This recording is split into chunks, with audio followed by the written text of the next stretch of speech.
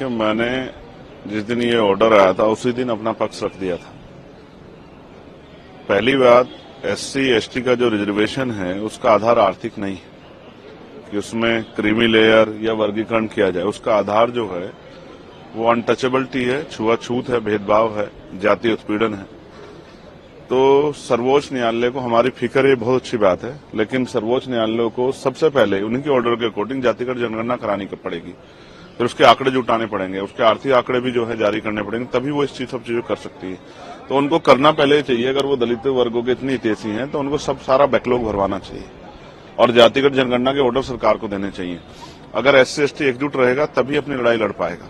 हम तो लंबे समय से अभी जो है एसजीपीजी जो है वहां लखनऊ में और इलाहाबाद जो है यूनिवर्सिटी में जिस तरह से एनएफएस करके हमारे लोगों को निकाला गया, ये स्पष्ट है उन एनएफएस को भरवाने के लिए सरकार ने क्या किया है, उन एनएफएस को भरवाने के लिए सुप्रीम कोर्ट ने क्या किया है। तो वो कुछ नहीं किया है।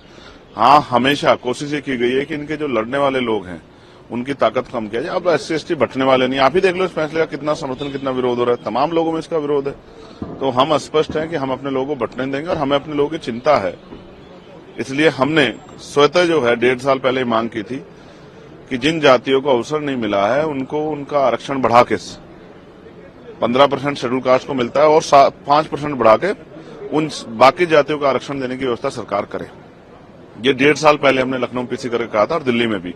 और जो ओबीसी की वैसी जाति है उनको भी जो है 15% अलग से रिजर्वेशन देने का काम जो है 27% से अतिरिक्त सरकार करे। लेकिन कहां सुना, सुप्रीम कोर्ट ने भी नहीं सुना। तो जब आप ईडब्ल्यूएस 10% दे सकते हो तो आप जो है 5% शेड्यूल कास्ट के लोगों को बढ़ा क्यों दे सकते?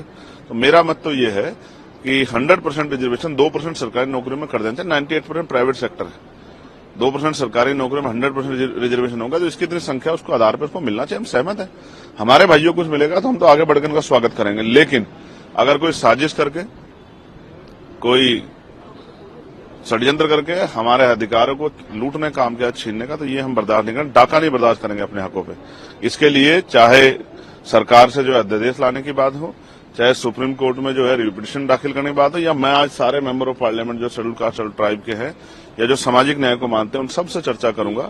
और बहुत जल्द जो है एक बड़ा जो है हम अपना इस संघर्ष का स्वरूप सरकार और सुप्रीम कोर्ट को दिखाएंगे। हम अब पीछे हटने वाले नहीं। हम अपने अधिकारों के लिए, स्पेशली मैं चंद्रशेखर आजाद, अपने लोगों के अधिकारों के लिए, बाबा साहब अम्बेडकर ने कहा था कि जब मेरे हित में और देश हित में टकराव होगा तो मैं देश की तरफ रहूंगा, लेकिन जब मेरे समाज के हित में और देश हित में टकराव होगा तो मैं समाज की तरफ रहूंगा। मैं फिर आज कहता हूं कि अगर कोई भी हमारे अधिकारों छीनने का काम करेगा तो हम हर कीमत चुकाने के लिए तैयार हैं। मैं अपने समुदाय के साथ खड़ा हूं, उनको ना बंटने दूंगा, ना उनके अधिकार में कटौती होने दूंगा।